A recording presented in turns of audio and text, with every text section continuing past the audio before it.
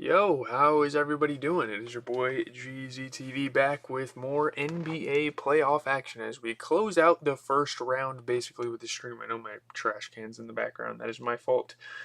We are here to get into it though. We have the Cavs versus the Raptors game. I don't really care to cover the Magic and the Pistons. God damn, there's a canker sore on my lip and it is fucking killing me. Every time I get like saliva in it or something, it fucks me up. Anyways, enough complaining. We have a game to talk about. Again, I know we could have talked about Orlando, Detroit, but Detroit dog walked them, and that was an absolute collapse by Orlando. I don't know if Jamal Mosley is really safe to stick with the organization. I don't even know if guys like Anthony Black or even Jalen Suggs, as kind of lackluster point guards on the offensive end and as ball handlers, are safe with that organization.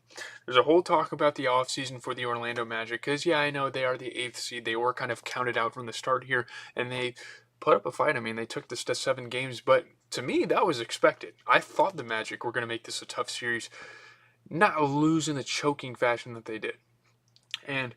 But anyways, kind of getting into the Raptors and the Cavs. The Raptors were another team that were somewhat counted out in the playoffs, and they severely surpassed the expectations and took this one to 7 games. I think we had 3 7-game series in the first round, which has got to be pretty up there for one of the best of the entire thing. We had a couple game 6s as well. We had one sweep. We had one gentleman sweep. And yeah, I mean, the other one went to 6. We had 3 game 6s, 3 game 7s, a game 5, and a game 4. So I would say the first round went pretty fucking well around the association. But getting into this game, Jarrett Allen ties a career high with 22 points as the Cavs beat the Raptors by 12 to advance. This is his playoff career high. This is one of the best playoff games of Jarrett Allen's career after somewhat struggling throughout the series with his offensive game. And he's not only a scorer, he's an unbelievable rebounder for this team. He continued to show that throughout this game. And they are going to the Eastern Conference semis, which again was obviously expected going into this first round matchup. People were kind of looking for this Cavs-Pistons matchup, but they had some forks in the road. They had some tough spots along the way, and now here they are. They get the victory in Game 7. We're going to watch the highlights. I watched quite a bit of this game. It did start to get kind of out of hand. I actually watched more of the game earlier because I was actually at my grandma's watching with like my uncle and stuff. But Reggie Miller, Donovan Mitchell dove in the stands, and Reggie Miller, who is a reporter with NBC, Peacock, whatever, came and helped him out. So that was a fun moment. Obviously, James Harden ran into Darko. There were some pretty crazy moments in this game, but Evan Mobley and Jarrett Allen just being a part of such a good front court for this entire series, and just the way they battled through it. They struggled, but man, the guys get it done here. I think JB Bickerstaff is actually the coach at the moment. No, I keep forgetting it's Kenny Atkinson. JB Bickerstaff's with Detroit, which they'll actually play in the next round, which will be fun. But Max Strus had a pretty solid game as well. We can talk about him. He had some big shots. He was able to get to the rim and be aggressive offensively. But here we go. Let's just get into these highlights, quickly talk about the box score, and then I got some other shit to do. I'm obviously going to be recording some videos. I need to figure out how to get the 2 monitor displays, so like when I'm recording videos, I can have my notes over here and my recording over there. I'll have to figure out some tech over the summer. I am getting a new laptop, by the way, just kind of an update. And sorry, it's been like 2 or 3 days since I dropped a video. It's been such a busy weekend, but I literally have George of the Jungle and the latest Euphoria episode already watched, so those videos are going to be boom, boom, boom, just kind of a 1-2 punch to kind of get the week started. Tomorrow I should be able to get that Euphoria video out, and maybe the next day George of the Jungle. We will have to see. And then after that, we're going to watch Baby's Day Out to kind of finish out our viewer suggestions, and then I'm not really sure what direction I want to go. I don't know. There's a lot of options. I could try to watch some of those 2025 films. I could get back into the comedy lane, or hell, I might even start watching. I really want to watch this. I really wanted to watch like the Star Wars franchise and its whole, kind of what I did with the MCU. Maybe we can take a break from marathoning though and get into comedies and kind of just chill until Spider-Man comes out. Um, let's see. Yeah, Jared Allen. Great game out of him. I wish this canker sore in my mouth would go away because it would certainly make it better for me to fucking talk. Yeah, my computer literally doesn't charge, so I have a final here in a couple of days. I'm going to go take at my school, then I'm done. I'm going to graduate this coming weekend, because obviously it's Sunday right now, but I might actually take a stop at the fucking Apple store. while we're at it, and buy a fucking laptop. Because I literally don't know if I can do any fucking schoolwork, and I still have to finish this paper for my senior design class. So it's been kind of fucking rough for your boy, but we're figuring it out slowly but surely. Yeah. Also, for Dexter, when I'm reading the books, I'm almost done with the second book. I'll actually finish that at some point tonight. So I don't know if any like summer streams like during the week are going to start up as well. I kind of want to wait till everyone in the Discord's kind of out of school for the year so we can kind of hop in. I know some of them hop on during the week anyway, but let's just stick to the weekends for now. And we're going to be here on YouTube throughout the entire week covering a lot of the second round. So looking at the Raptors, what a fucking fight. Obviously, they are doing this without Brandon Ingram, which I honestly don't think is that big of a factor at the moment.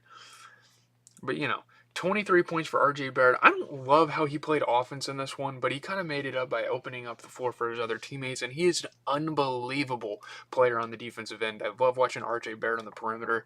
He's such a hustle guy. You get 24 points for Scotty Barnes. Very efficient game. He made a 3 in this one. He was able to rebound. He was able to pass at an extremely high level. You get a 14-point performance for Jamal Shed. I thought it was Sheed at first, but it's actually Shed. Again, he's not the greatest offensive player for this team at all times. He's still kind of developing. He's a very young player, but again, he is very good at moving the ball around, so I got to give him credit. 13 points for Jacoby Walter. Kind of struggled inside, but he can knock down the threes, and he's another unbelievable player on the other end defensively for this team. So you'll love to see that. I will say, I do think, Jakob Poeltl's great. He's able to get around the floor. He's able to grab a lot of rebounds. He can play some very good defense. He definitely uses his size on the other end to play defense. And he's efficient offensively. I don't know why the hell they didn't give him the ball. I know Evan Mobley and Jarrett Allen are certainly tough guys down low. But, you don't have anyone else on the bench that can produce offense like him. Why not?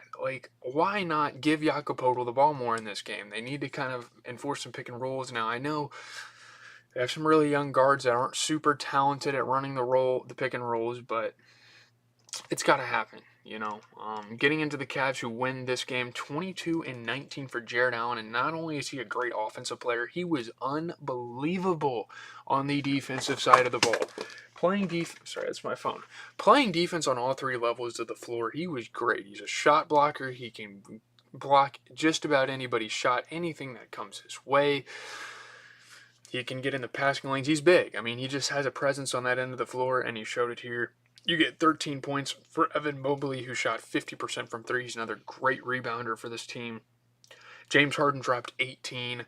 He's busting his ass for a superstar. He certainly gets around the floor. He can go up and grab rebounds. He plays very good perimeter defense. Again, those little pokes that James Harden does, he is so fucking good at that. He is such a skilled, veteran, experienced defender, and I love that. 22 points out of Donovan Mitchell. You get 12 points off the bench for Max Strus.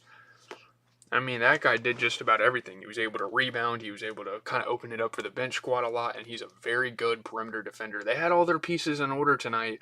Again, they kind of struggled throughout the series, but this rotation they're running is looking really good. Watch out, Detroit. That is going to be a great series. I can't wait for it. Sam Merrill drops 13. He shot 50%. Very good offensive player off the bench.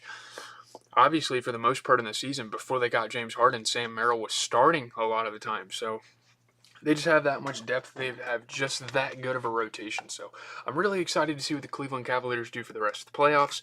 I don't expect them necessarily to get past Detroit, but we will have to see what happens. So looking at tomorrow's games, there's 2 game ones. Philadelphia, New York. Oh my fucking God. I'm going to have that game on. That series is going to be a hoot. I think since Philadelphia beat Boston, naturally, I think they should be able to beat New York. And as of now, as it stands, technically Philadelphia should be the ones that win the championship for me.